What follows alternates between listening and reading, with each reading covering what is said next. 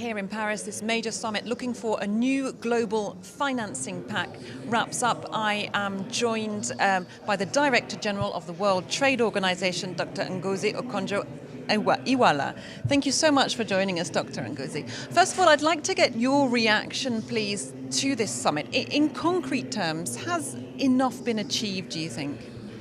I really do think so. Actually, maybe more has been achieved than I expected. First of all, there's a consensus on what is needed to be done. Everyone agrees that poverty, climate, food security, inequality, all these things are part of the same problem. And there's a consensus they need to be tackled, and the financing to tackle it must be put on the table. So the South, meaning developing country leaders, have also been very vocal at this conference, more than I've ever heard, in articulating that, look, they do not want to be quote unquote helped. They want to be part of the contribution and the discussion, and they would want investment, and there are investable projects on the climate side that they would like to see supported, but they're skeptical. And they want real action after this.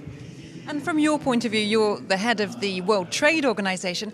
Do you feel enough has been said about trade? We've heard about debt reduction, we've heard about climate issues, global health issues. We haven't heard a great deal about trade, and yet it can, according to your organization, help to pull people out of poverty a great deal. Absolutely. That was the point I made in my panel this morning, that missing from the conversation, most of the conversation, is trade.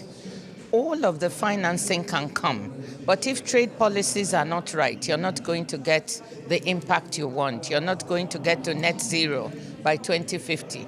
Trade is part of the solution. You saw what happened during the pandemic when people had financing for vaccines, but then some countries put export restrictions. And even with all the money, you couldn't get the vaccines to where they were needed. Now, what I'm saying is we need to be careful about the trade policies.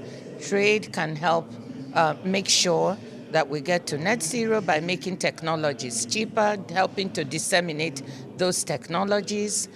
Trade, we can also have an environmental trade agreement that lowers tariffs on renewables and other environmental goods.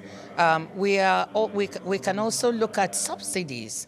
At the WTO, we are actually looking at agricultural subsidies. There are over $600 billion in agricultural subsidies, trade distorting agricultural subsidies that could be repurposed to finance for climate finance.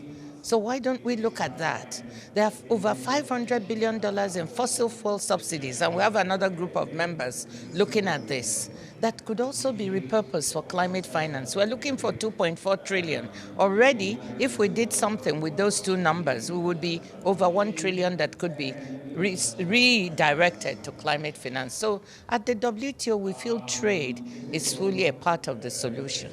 And how worried are you about a perceived shift towards more protectionism in the West post-COVID? Things like the USA with its IRA and people Western countries looking to boost their own economies. Does that concern you at the moment? Absolutely. I think the shift towards protectionism is worrying. I think that we have populist movements and tendencies because people have been left out of the first phase of globalization. So you have poor people in rich countries who didn't benefit, and this leads to asking to protectionist sentiments. You have poor countries that were left behind, and we're saying now, instead of thinking of more protectionism or fragmentation or decoupling, it is time to reimagine globalization and to think about using our desire to build resilience in supply chains in the world to bring in those people and those countries who were left out. So in a rich country, if there's a region that is poor and the people there have not benefited, why don't you try to incentivize supply chains to go there? Why not for them to go to poorer countries that have the right business environment? I mean, Morocco is doing well with aviation supply chain. Senegal can do so. Kenya, Nigeria, there are countries that you can go to. Bangladesh, Brazil. So this, we are calling it re-globalization. That is a better way to go than to be protectionist, than to fragment, than to think of decoupling. It goes along with what we're saying when they talk about de-risking. People ask me, what does this mean? That's what it means. Let's build better resilience by diversifying supply chains. And I must say that Chancellor Schultz nailed it during this summit when he said, look, let us diversify fertilizer supply chains. That way we build resilience for food security. Yeah, that was in reference talking about the war in Ukraine, of course. Lastly, I just want to ask you about the proposed levy on maritime traffic, on shipping. Now, that wouldn't be monitored or installed by your organisation, but it could have a big impact, couldn't it, on global trade? Are you in favour of such a levy on maritime transport? Well, it is. I think it's better for the International Maritime Organization. We actually have another organization that looks at these issues, and for the shipping companies themselves. I think that having more direct, transparent levies is actually better than anything indirect. So to that extent, if we are going to have a levy, something simple, direct may not be such a bad thing. The whole idea is to tax fossil fuels, to make it more expensive to use fossil fuels. I'm in favor of carbon pricing. Being an economist, I think this is one way we can both tax fossil but also raise resources, which can then be channeled to developing countries to help them have a just transition.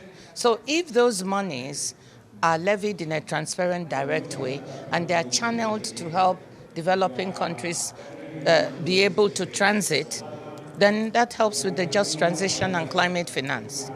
All right, thank you. We'll have to leave it there, I'm afraid. Thank you so much indeed, Dr. Ngozi Okonjo-Iweala, the Director General of the World Trade Organization, here at the summit on a new global financing pact in Paris.